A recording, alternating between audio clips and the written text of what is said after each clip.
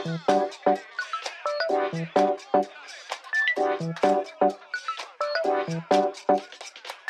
sahabat bahasa dan pembelajar bahasa dimanapun kalian berada, bertemu lagi dengan saya Wawan Yulian dalam channel pembelajaran bahasa Indonesia.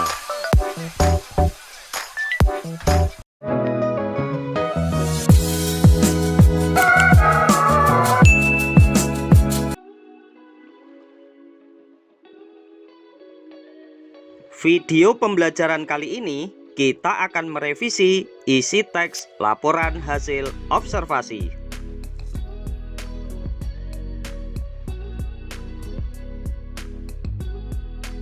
Setelah mempelajari materi ini, kalian diharapkan mampu 1. Melengkapi isi laporan teks hasil observasi. 2. Membenahi kesalahan isi teks laporan hasil observasi.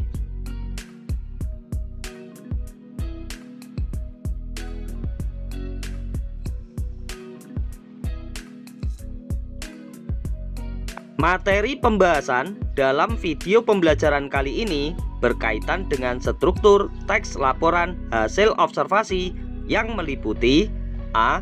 Pernyataan umum atau klasifikasi, B. Deskripsi bagian, dan C. Deskripsi manfaat.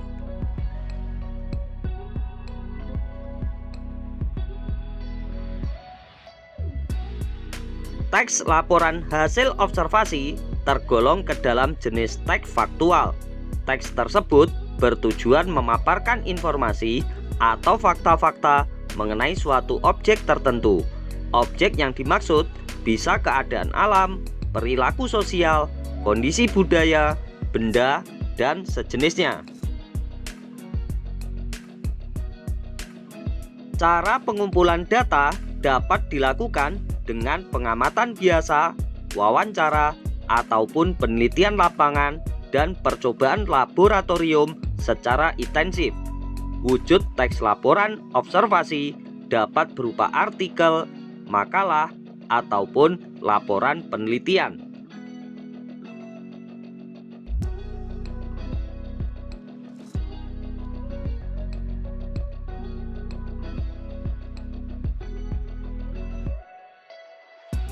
Teks laporan hasil observasi disusun dengan struktur A. Pernyataan umum atau klasifikasi, B.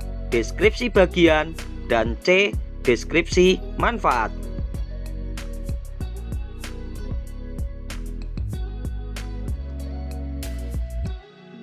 Pernyataan umum berisi pembuka atau pengantar hal yang akan disampaikan. Bagian ini berisi hal umum tentang objek yang akan dikaji dan menjelaskan secara garis besar pemahaman tentang hal tersebut. Bagian ini dapat berbentuk pemaparan definisi umum suatu objek yang diamati atau klasifikasi objek yang diamati. Perhatikan contoh berikut. Kalimat 1.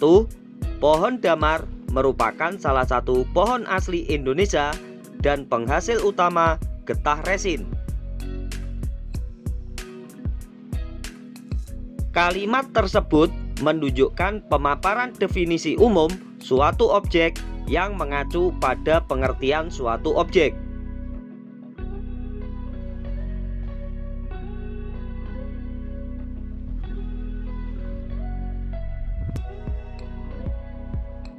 Kalimat 2. Pohon damar termasuk kategori pohon dari keluarga konifer. Kalimat tersebut menunjukkan pemaparan klasifikasi suatu objek yang mengacu pada penggolongan suatu objek.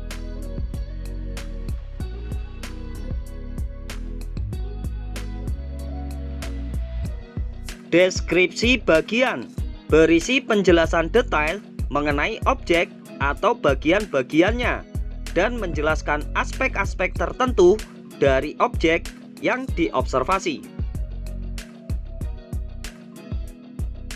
Deskripsi manfaat menjelaskan kegunaan atau fungsi dari paparan objek observasi yang diamati dalam kehidupan.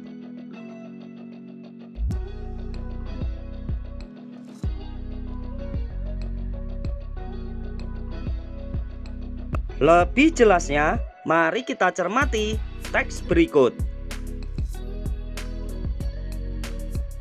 Pohon damar penghasil resin. Pohon damar merupakan salah satu pohon asli Indonesia dan penghasil utama getah resin. Nama latin tumbuhan ini adalah Agathis damara. Pohon ini di beberapa daerah disebut sebagai kalone atau kesi Maluku, damar lulu atau damar malolo Sulawesi. Pohon ini juga kerap disebut sebagai damar raja karena menghasilkan getah resin yang bernilai jual tinggi.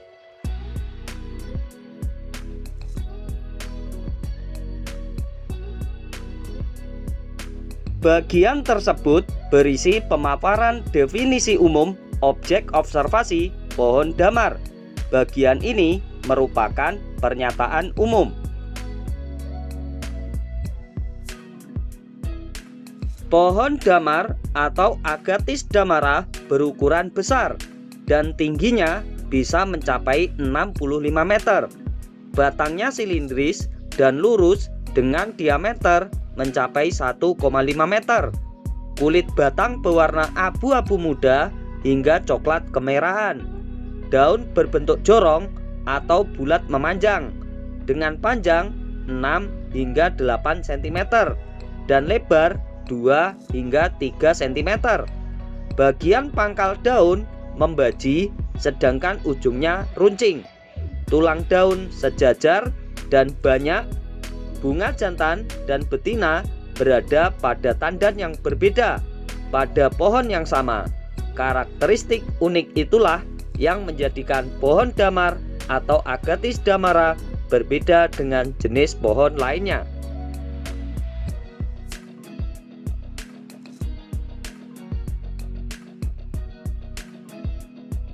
Bagian ini menyatakan secara spesifik karakteristik atau ciri-ciri detail dari objek pengamatan pohon damar. Bagian ini merupakan deskripsi bagian.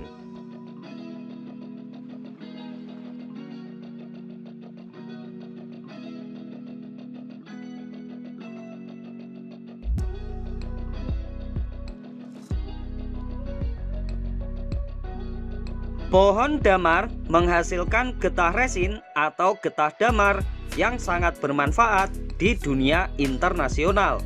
Getah damar dimanfaatkan untuk bahan baku industri korek api, plastik, plester, furnace, cat, stabilisator, industri tinta, dan kosmetik.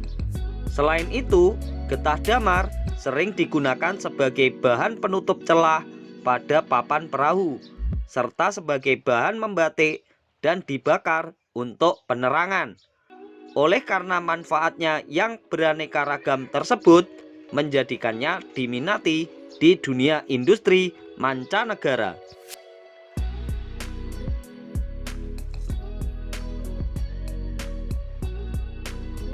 Bagian ini menunjukkan pemaparan kegunaan getah damar dalam kehidupan. Bagian ini merupakan deskripsi manfaat. Selain getahnya, pohon damar juga bisa dijadikan pohon penghijauan dan peneduh. Tekstur kayunya yang kurang kuat dan awet, namun kerap diperdagangkan sebagai bahan bangunan dengan nama kayu agathis.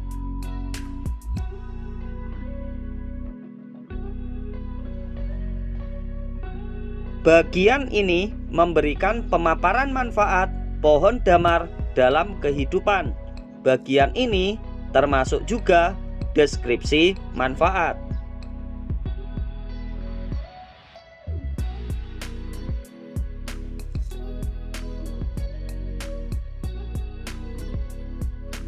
Umpan balik kegiatan belajar. Cermatilah teks berikut.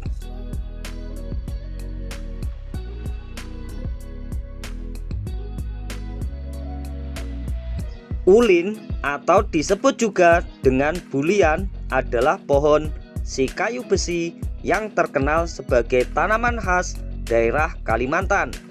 Ulin digolongkan ke dalam suku Lauraceae.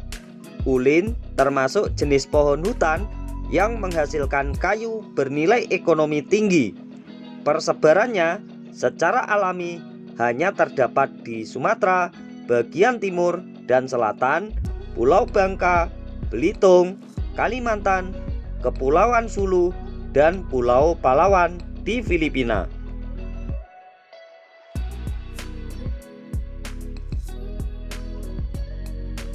Ulin memiliki tinggi pohon umumnya 30 hingga 35 meter dengan diameter 60 hingga 120 cm. Batang lurus berbanir, tajuk berbentuk bulat dan rapat, serta memiliki percabangan yang mendatar. Ulin tumbuh pada ketinggian 5 hingga 400 meter di atas permukaan laut dengan medan datar sampai miring. Ulin tumbuh terpencar atau mengelompok dalam hutan campuran, namun sangat jarang dijumpai tumbuh di habitat rawa-rawa.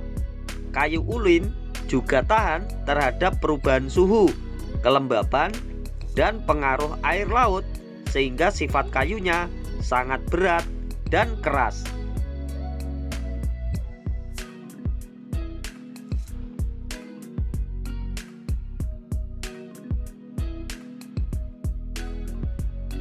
Setelah mencermati teks tersebut, silahkan kerjakan tugas kegiatan belajar berikut.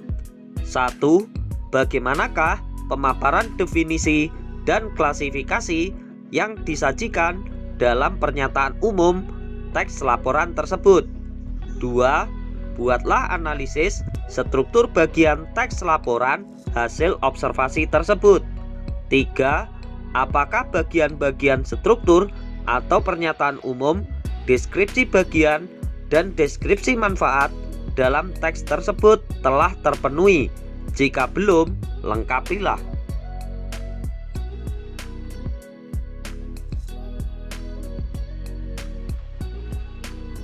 Terima kasih telah menyimak video pembelajaran ini. Semoga dapat menambah wawasan dan kemampuan berbahasa kalian.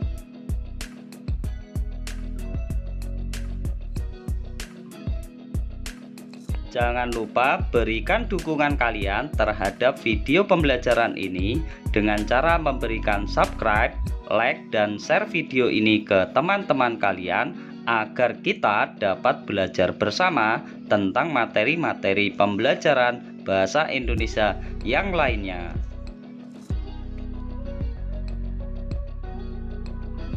Sampai bertemu lagi dalam video pembelajaran bahasa Indonesia berikutnya di channel pembelajaran bahasa Indonesia Wawan Yulian.